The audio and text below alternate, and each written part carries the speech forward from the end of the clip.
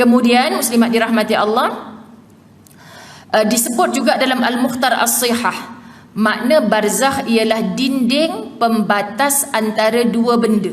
Macam ada satu tembok dinding yang besar.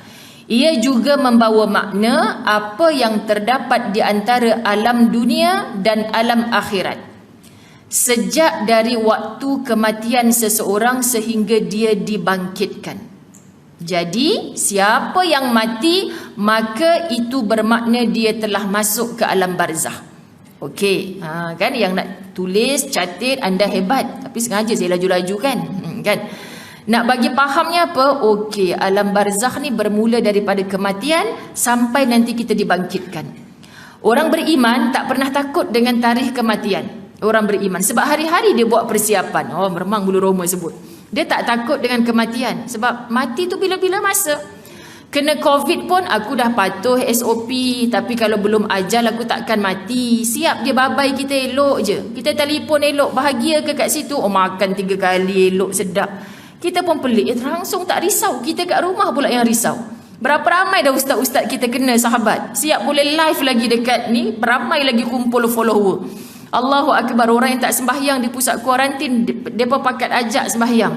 Rupanya Allah hantarkan mereka kat situ ada sebab. Bahagia elok je. Mereka kongsi cerita bila mereka sesak nafas, sakitnya luar biasa. Tapi mereka sangat yakin, bukan ini semua yang mengundang kematian. Kalau Allah kata tak mati, tak matilah mereka.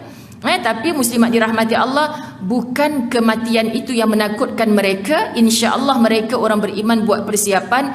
Tapi yang menakutkan adalah kebangkitan selepas kematian. Kita takut muslimat, sebab satu sen yang kita dapat dari mana Allah tanya. Satu sen yang kita belanjakan untuk apa Allah tanya. Setiap kita bernafas tarik lepas Allah tanya, mu guna untuk apa ni? Tak ngeri ke kita? Sebab hari ni kalau kita buat salah anak-anak kita kan, mak dah bagi tahu jangan balik lebih pukul 5. Buka puasa nanti ayah cukup tak suka kalau ada seorang anak tak ada kat meja makan. Jangan balik lambat bulan-bulan puasa ni. Muslimat, kalau dah tahu undang-undang macam tu, mulalah anak bagi tahu jam ke, bagi tahu apa ke kat ibu, dah menggigil dah balik. Dia tahu itu pantang ayah dia. Dah rasa bersalah, dah takut dah nak duduk kat meja makan. Masya Allah, kita ni dah tahu dah. Jangan sampai ada sen yang kita belanjakan kepada jalan maksiat. Dalam pada kita jaga pun kadang tergelincir. Dalam setiap helaan nafas ni adakah kita taat kepada Allah? Jadi orang yang benar-benar membuat persiapan menuju ke alam barzakh, dia sangat berhati-hati, itulah taqwa.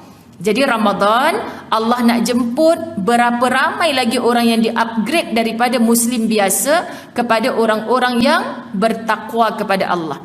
Takwa inilah tiket utama nak masuk syurga. Sebab itu tadi awal bicara saya kata apa khabar Ramadan kita? Agak-agak mengundang takwa dah ke belum muslimat? 20 hari dah selesai.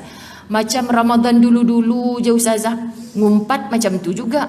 Muslimat, kita sedar diri kita ni kadang-kadang. Sebab itu orang beriman betul-betul merintih, meratap dalam solat taubat saban malam. Yang di malam itu kita mengharapkan Allah Subhanahu wa taala hantarkan malaikat Allah, Allah sendiri turun ke langit dunia apabila nak cari hamba mana yang betul-betul bermunajat kepada Allah. Adakah itu kita? Aku puasa siang hari tadi ya Allah, tapi aku ada buat dosa juga. Engkau ampunlah aku ya Allah. Aku berjanji takkan buat lagi. Tapi manusia ni selagi diberi peluang hidup, ada je maksiat dosa yang dia buat.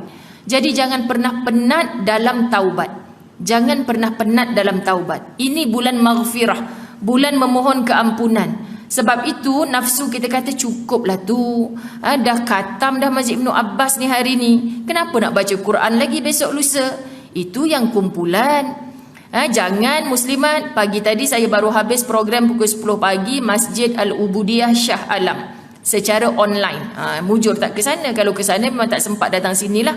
Jadi secara online dalam talian saya sebut, tolong ni majlis khatam yang kita raikan. Jangan lepas ni berhenti terus. Kalau yang buat khatam Quran, uniform bukan main, beria-ria, bunga telur seorang satu, tak dapat merajuk sampai moncong-moncong mulut kita macam tu kadang-kadang kan muslimat.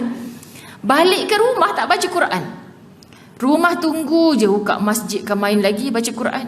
Kat rumah kawan tu siap majlis khatam ke main lagi. Bermarhaban segala kompang keluar semua. Tapi kat rumah tak baca Quran. Jangan sunyikan rumah kita walaupun kita telah khatamul Quran secara berkumpulan. Muslimat dirahmati Allah, sebab kita nak buat persiapan ke alam barzakh. Rumah kita tu mengundang cahaya rahmat Allah sentiasa, Ramadan atau tidak.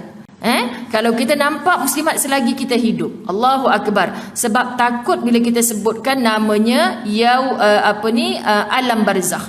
Apa kata Allah Subhanahu wa taala dalam surah Al-Mu'minun ayat 100? Sebab ada 3 kali perkataan barzakh disebutkan dalam Quran. A'udzu billahi minasyaitonir rajim. Wa min waraihim barzakhun ila yaumi yub'atsun. Sedang di hadapan mereka ada alam barzakh yang mereka tinggal tetap padanya hingga hari mereka dibangkitkan semula pada hari kiamat. So sahih lah, dia adalah satu dinding yang memisahkan kehidupan dengan kematian. Mati sahaja, walaupun mati terhempas kapal terbang, na'udzubillah, pernah berlaku, kita terkejut satu ketika dulu. Mati kapal selam berada di dasar laut, ya Allah, kalau Nanggala tu katanya 2 kali bangunan KLCC ke dalam, barulah kita kenal hidupan laut. Lepas peristiwa tu baru kita kenal luasnya kuasa Allah di bawah. Mula orang kenang balik filem Titanic. Rupanya Titanic tu tenggelam 9 kali bangunan tertinggi di Dubai.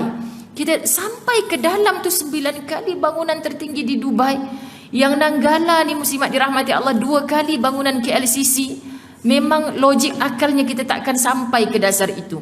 Lebih-lebih lagi kalau Quran cerita Nuh, di dasar tu ada api. Macam mana pula dalam laut begitu besar ada api? Fahamlah kita dalam peristiwa tsunami baru ni yang air hitam naik ke darat setinggi pohon kelapa. Apa kata mereka?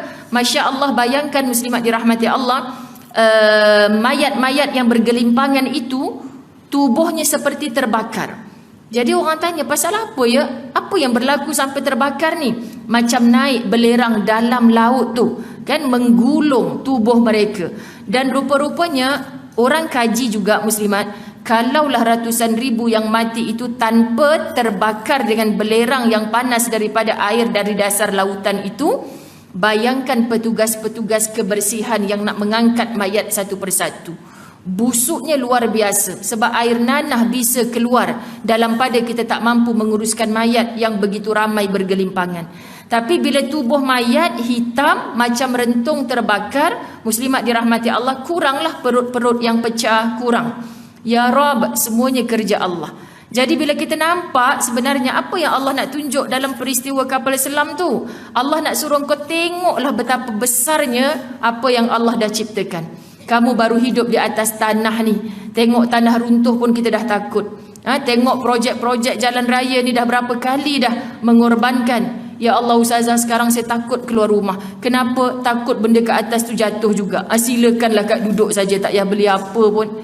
Masalahnya muslimat, ketika orang tu jatuh, pernah tak dia berdoa demikian? Benda tu jatuh saat dia ada kat situ. Kereta depan boleh nampak bongkah jatuh. Ya Allah, tadi aku baru lalu situ. Kenapa bukan aku yang kena? Bukan minta, tapi di sinilah qaddar Allah, takdir Allah. Jadi kenapa kita hanya duduk kat rumah ni muslimat dirahmati Allah dalam keadaan kita dah boleh penuhkan masjid surau, tapi banyak kosong. Saya sangat berduka cita kalau jawapan datang masjid takut COVID. Tolong patuh SOP. Itu je kita pesan. Muslimat dirahmati Allah. Hari ni kita sedih. Ulama buat keputusan demikian-demikian, semua difitnah yang begitu dahsyat. Kerana apa muslimat dirahmati Allah? Mereka tidak akan membuat satu keputusan kalau tak perlukan muzakarah dalam zaman sekarang ni. Jadi kita siapa? Mau tanya ustazah, apa pandangan ustazah sekian? Ustazah jawab mudah je. Ustazah ni ikut apa yang telah ditetapkan. Ustazah tu sami'na wa ata'na sangat. Dajjal lah tu, Yahudi lah tu, na'udzubillah. Muslimat, tolong berhenti daripada semua itu. Kita Ramadan, sayangnya dengan ibadah kita. Mereka bukan buat keputusan tanpa rujukan.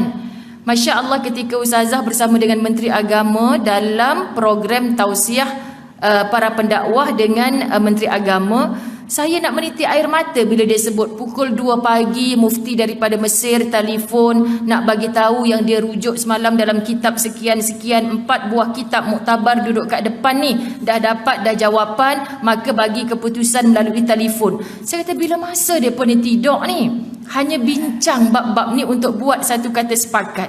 Kita pula tak payah buat rujukan apa-apa, muslimat, ikut nafsu kita bercakap. Bukankah ini fitnah akhir zaman? Jadi tolonglah, kesian. Bukan kesian pada mereka, kesian pada kita. Kita rasa kita dah banyak dah buat pahala, ibadah untuk menuju ke alam barzakh, tapi akhirnya punah. Nampak tak muslimat?